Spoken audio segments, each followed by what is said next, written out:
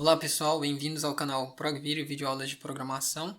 Nesse vídeo nós vamos dar sequência à nossa série do Guia de Programação C# da Microsoft. Nós estamos na página 307, versão em inglês.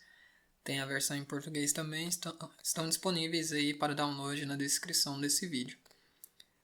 Nessa aula nós vamos dar uma introdução conceitual ao assunto de métodos assíncronos na linguagem de programação C#. Se você gostar desse vídeo e gostar da forma que nós estamos apresentando, eu peço que dê um like, por favor, para ajudar a gente a alcançar mais pessoas. E deixe seu comentário se tiver dúvidas, inscreva-se no canal para continuar assistindo essa série conosco e compartilhe o vídeo com pessoas que você sabe que têm interesse em desenvolvimento de software com a plataforma .NET. Então vamos aqui. Métodos assíncronos em C#. Introdução. Por meio do uso da feature ou funcionalidade async em C#, você pode invocar métodos assíncronos sem o uso de callbacks explícitos e sem manualmente dividir seu código entre múltiplos métodos ou expressões lambda.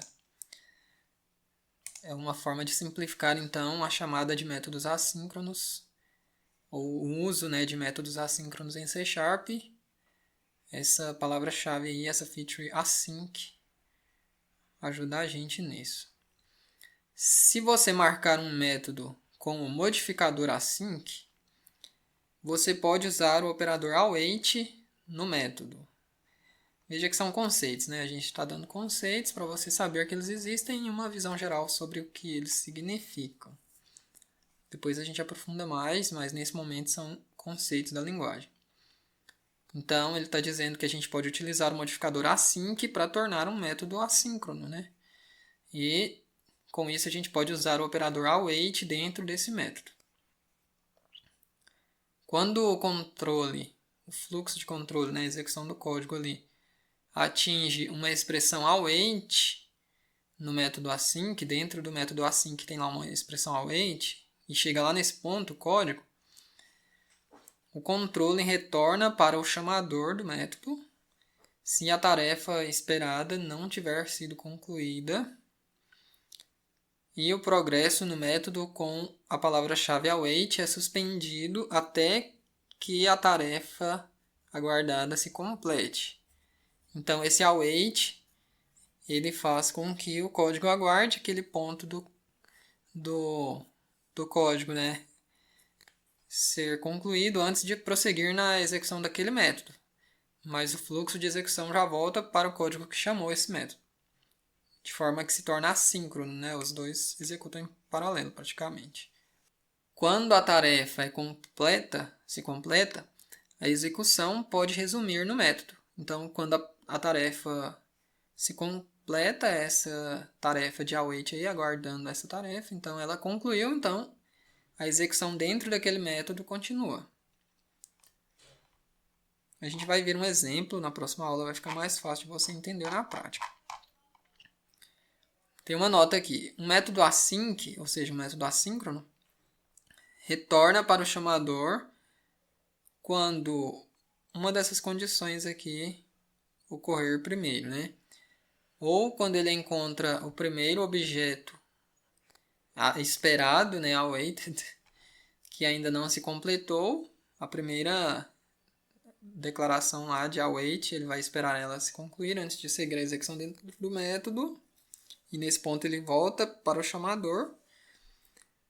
Ou quando ele chega ao final do método assíncrono. Qualquer que ocorrer primeiro, isso vai fazer com que a execução do código volte para o ponto no qual aquele método assíncrono foi chamado. Um método assíncrono pode retornar um tipo de task. É uma tarefa, que você pode passar uma tarefa genérica, task, aí o tipo do resultado, ou então apenas task sem um tipo genérico aí, ou ainda void. Então, um método assíncrono pode um desses três tipos.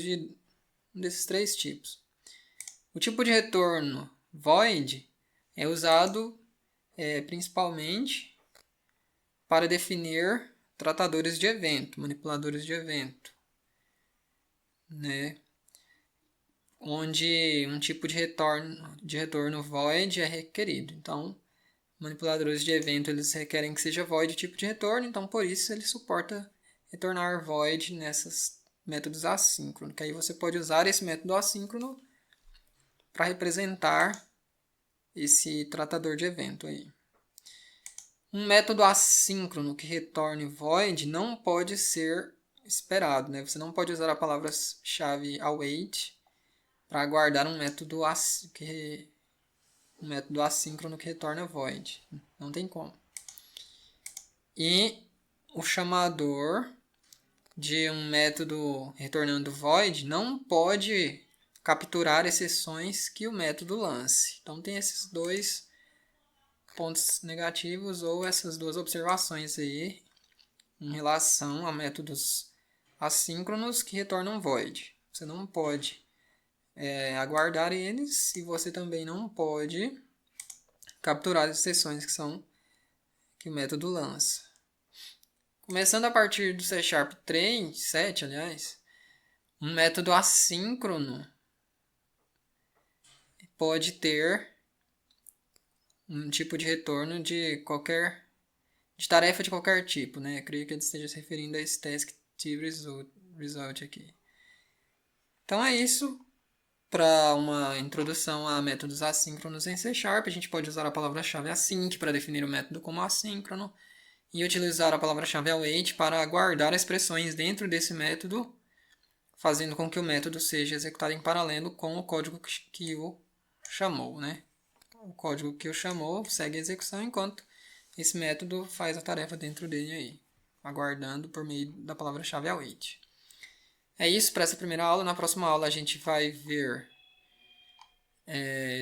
um exemplo aí de método assíncrono em C# para solidificar os conceitos teóricos que nós vimos nessa aula. Agradeço a você que assistiu esse vídeo.